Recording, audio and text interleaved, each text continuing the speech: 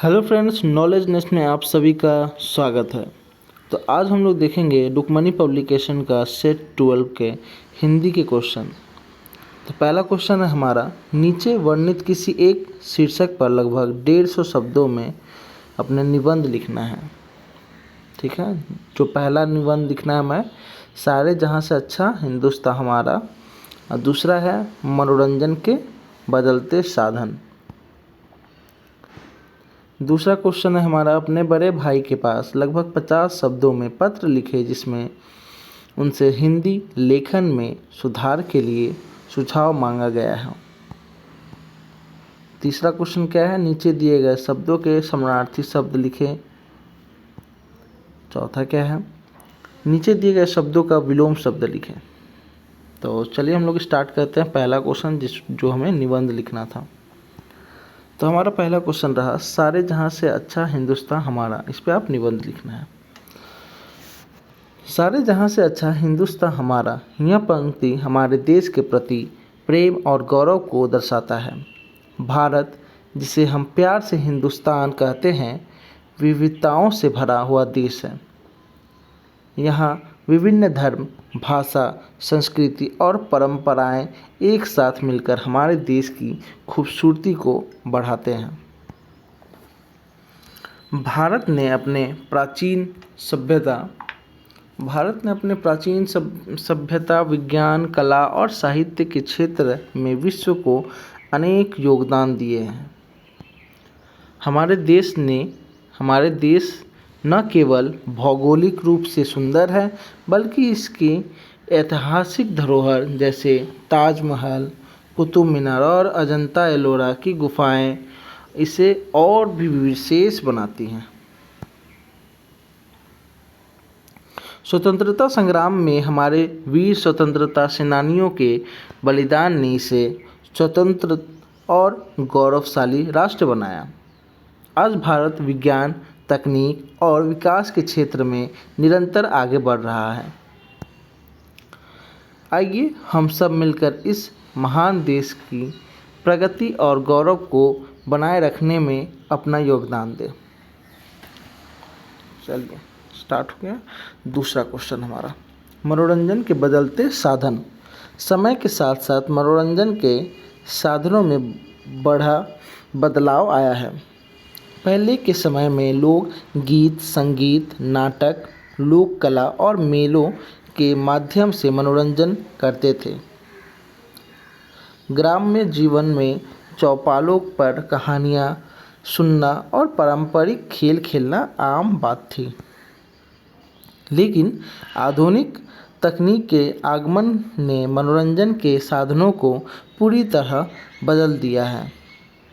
Radio और television से शुरू होकर अब मोबाइल, इंटरनेट और OTT प्लेटफॉर्म लोगों के जीवन का हिस्सा बन गया है। सोशल मीडिया, ऑनलाइन गेम्स और वेब सीरीज़ ने मनोरंजन को व्यक्तिगत और तुरंत सुलभ बना दिया है।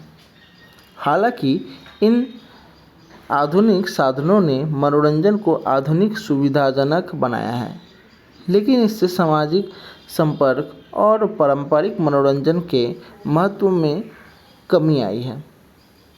इसलिए आधुनिक और पारंपरिक साधनों के बीच संतुलन बनाना आवश्यक है, ताकि मनोरंजन केवल आनंद का स्रोत ही न रहे, बल्कि समाज को जोड़ने का माध्यम भी बना रहे।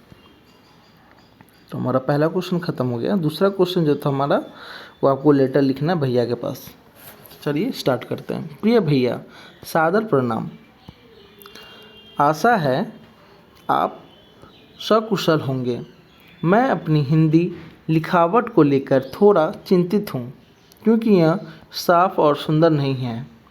आप हमेशा से मेरी पढ़ाई में मदद करते आए हैं, इसलिए मैं आपसे सुझाव चाहता हूँ कि मैं अपनी लिखावट को सुधारने के लिए क्या कर सकता हूँ।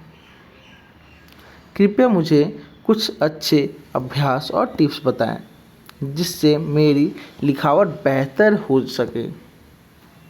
आपके उत्तर की प्रतीक्षा में, आपका छोटा भाई छोटू और जो आपका नाम हो वो। तीसरा क्वेश्चन क्या था हमारा लिखना था समानार्थी शब्द मतलब इक्वल वर्ड्स। भक्ति को क्या लिख सकते हैं? श्रद्धा, उपासना, आराधना, सेवा। आरोप को क्या कर सकते हैं?